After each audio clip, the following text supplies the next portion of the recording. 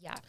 So you have some money, you're making an offer, but let's talk about the myth that do you get a better deal if you work directly with the listing agent instead of having your own buyer's agent?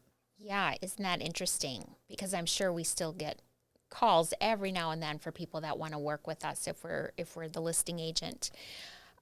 So I would say no, because here is how it works. Like if you're the listing agent, you're representing the seller and you have a contract signed with the seller, and your job is to perform and get them the best and the offer that's going to go to closing. Yes. And hopefully net them the most, although the seller gets to choose the offer, but that's typically the goal. So if a buyer wants to work with the listing agent and the idea is that they want to kind of somehow either get insight or get like a reduction in, closing costs or something like that, it's really not to their best interest. Yeah, I think that, we don't talk a lot about how agents get paid in this and the who has a contract with what. And this is some of the fun part about going over the picket fence, right? Beyond the picket fence, let's talk about this stuff, is that the seller has a contract with the listing agent and that commission and that amount has been predetermined. Right. And that office is due that commission when the house sells. And we invite buyer agents to come and participate in bringing their offers to share if there is another buyer's agent. So the other thing I think buyers also need to think about is there's the commission and saving a couple of $1,000s, maybe if that listing agent is going to write the offer for them, whether they get representation or not, but who's looking out for their best interests. So have they been, do they know what to ask for? Do they know what their rights are?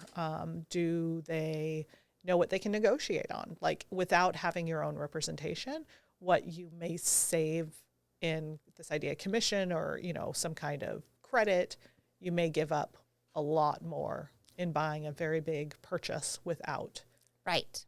representation. Right. And knowing no, you can ask for this. Right. I think that's a pretty big deal because especially in the world we live in where, everything seems to become more complicated. That's what your realtor does is they have your back. Yeah. They kind of help you discover all the things you need to discover on a property. Yes. And determine, if it's the right fit for you. Yeah. So, I find in this really fast-paced market where you get to see a home, you have 15 minutes in the home. Yeah. And, oh, by the way, they're reviewing offers tomorrow and you need to make a decision. You really need someone to guide you through and say, here's the things and here's the pitfalls I might be seeing about this property. Maybe it's the condition.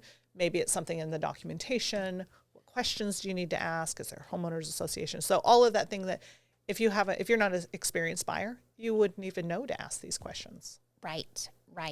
Yeah. So I think that that's a myth. Yeah. I agree.